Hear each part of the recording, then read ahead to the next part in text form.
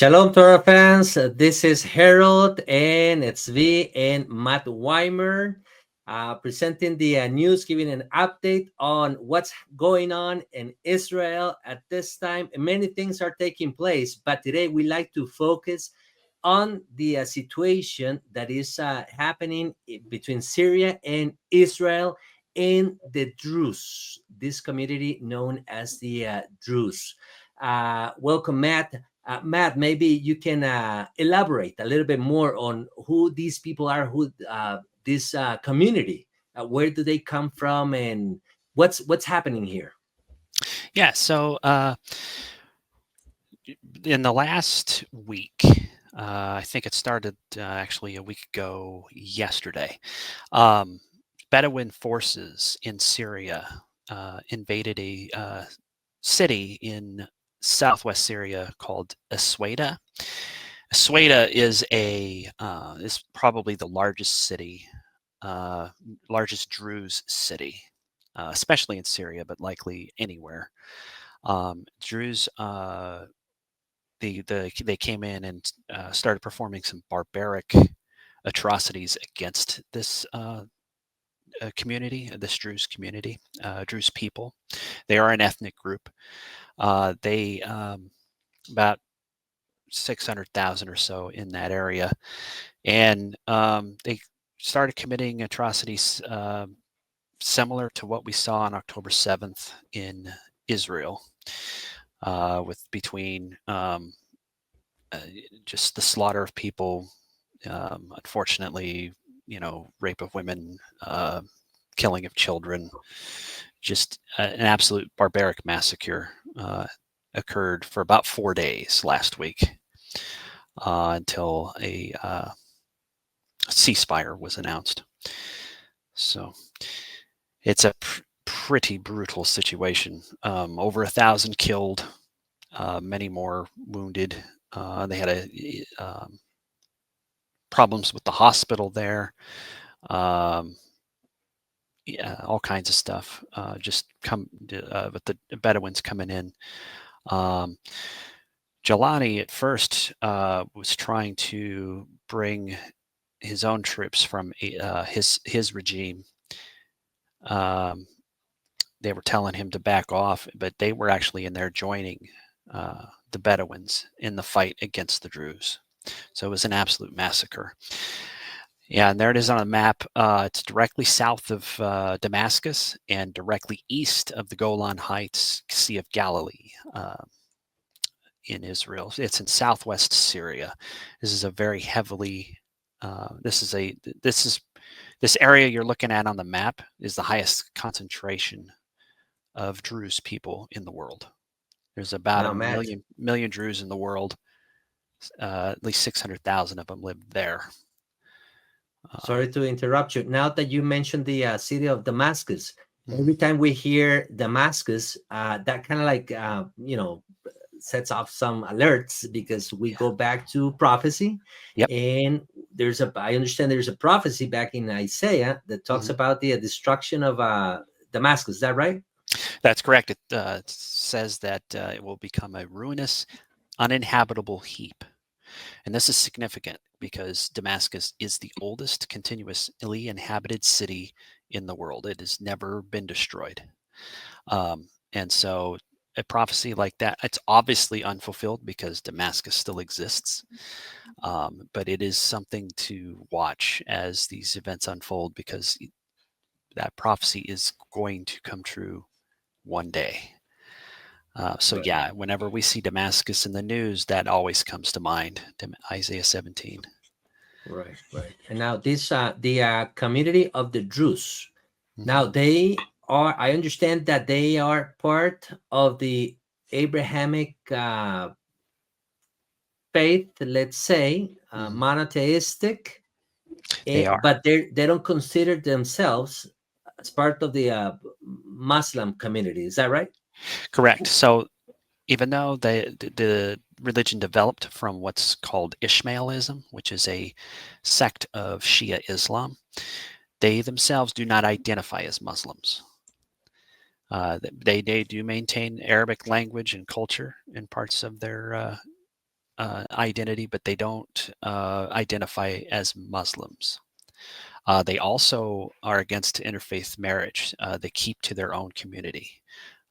They don't um, they don't evangelize. They don't have any missionary type uh, ideas because they are very kept to themselves.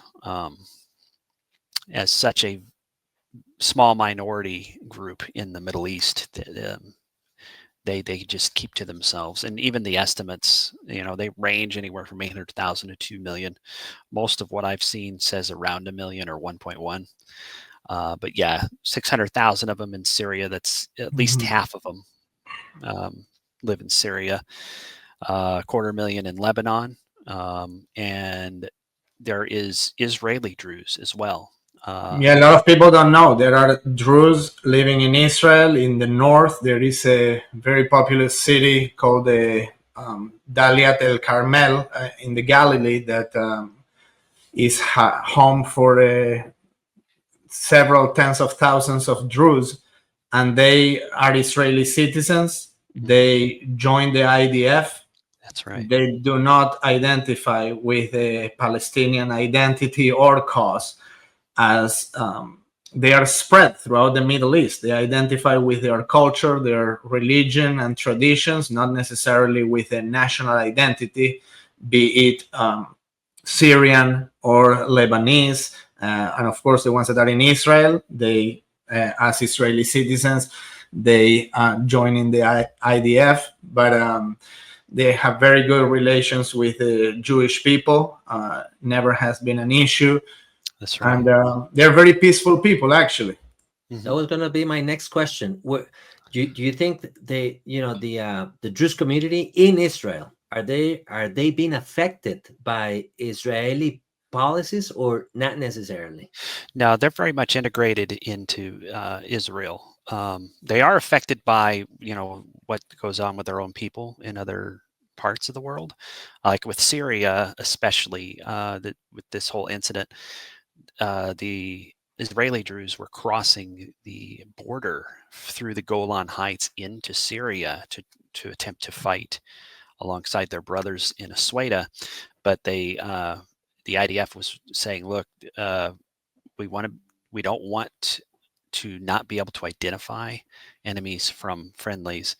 Please don't do this. You're risking your lives crossing over into Syria Right. to try and That's help." like a suicidal mission for them. Right. But they consider the uh, Syrian Druze their brothers. So they definitely made the attempt. So All right. Okay. Well, thank you so much, Matt. And there's something else, Tzvi, that you'd like to share with us? I think we had a couple more articles about this topic Okay. here. yeah, so there was an attempted ceasefire. The regime tried to they tried to orchestrate a ceasefire. They're having trouble enforcing that because the Bedouins and uh, the HTS terrorist group that Al Jalani is head of, he's having some trouble controlling his own troops. He's having trouble getting the Bedouins to leave. Now, the majority of them did leave, but there have been things that are still going on, though to a much lesser extent before the ceasefire. Um, so, And let's put this into context. Also, all this comes in the aftermath of Bashar al-Assad, yeah, having been exiled from Syria. I believe it was probably last December or so. mhm. Yeah, So there is a lot of unrest there.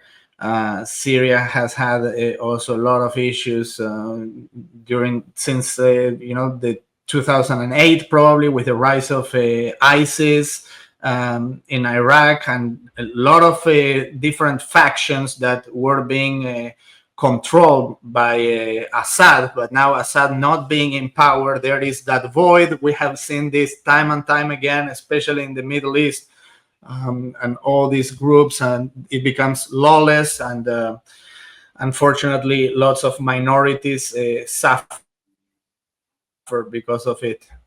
Yes. I understand that. And I also I read this article. I was reading this article about Israel hitting a church also. Yeah. Not sure if you mentioned this before, but and President Trump was a little bit concerned about that, right? He was asking some questions on how that happened, and can you elaborate a little bit more on that? Is that Yes. So there was a church in Gaza that was struck. Oh, that was in Gaza. I thought it was Yeah. in. I'm sorry, I was confused. That was I thought it was in Syria.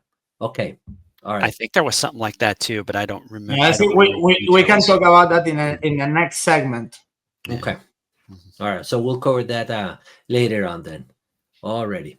Yes. So prayers for the Druze people, and for everyone affected in this being in the middle of a war, for sure.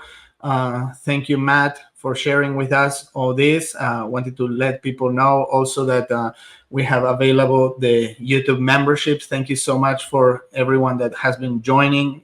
We have exclusive content over there. So thank you guys for everyone that has been helping the channel. Please leave us your comments, your opinions, share this video with others, and leave us a like. And see you in the next one. Shalom, guys. Shalom.